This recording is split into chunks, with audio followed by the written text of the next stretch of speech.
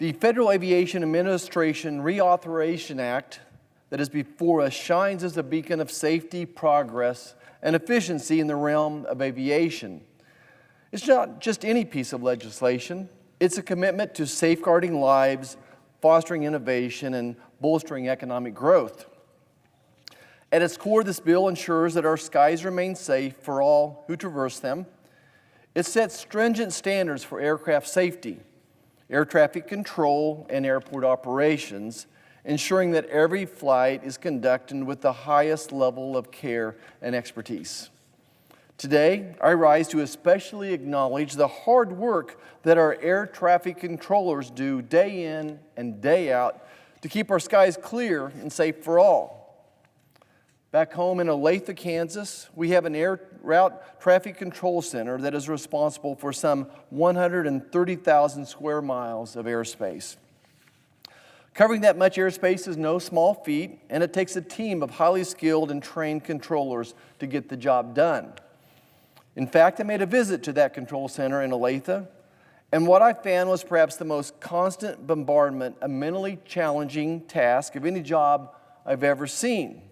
More than anything I've seen in 8 hours or 12 hours in an operating room in one day, more than a day in the emergency room, more than any task I've seen, the mental challenge, the constant bombardment of different sequences, trying to make sure, not trying, but ensuring that every flight lands safely. There's no room for error, there's no second chances, and it amazes me how time after time, day after day, these stalwarts do their job with perfection. Now, I have to admit, in years past, I've been disappointed that despite billions being spent allocated to the FAA each year, this agency has continued to neglect hiring for air traffic controllers, not only in Kansas, but across the nation. Again, based on my visit to our towers in Kansas, it's clear that our air traffic controllers need relief. And we need to hire more people to prevent burnout among those critical workers for the sake of preserving passenger safety. Thankfully, we have a golden opportunity this week to make sure things right with this FAA reauthorization.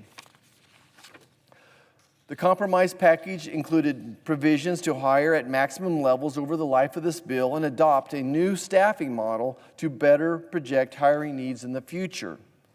I want to especially salute Senator Braun's Air Traffic Controllers Hiring Act, as it is common sense, simple fix that over 30 senators have supported. Including this bill and this reauthorization package was the right thing to do and is a bipartisan win that we can all celebrate together. I applaud the committee for including this important language and taking care of the folks who work around the clock to keep our deliveries on time and our passengers safe. And finally, I want to just take a moment to remember and applaud all the members of Congress, but I think even more importantly, their dedicated staff who have worked on this FAA reauthorization legislation, along with all the dedicated aviation industry who strive to keep us safe and on time. Thank you, Mr. President. I yield back.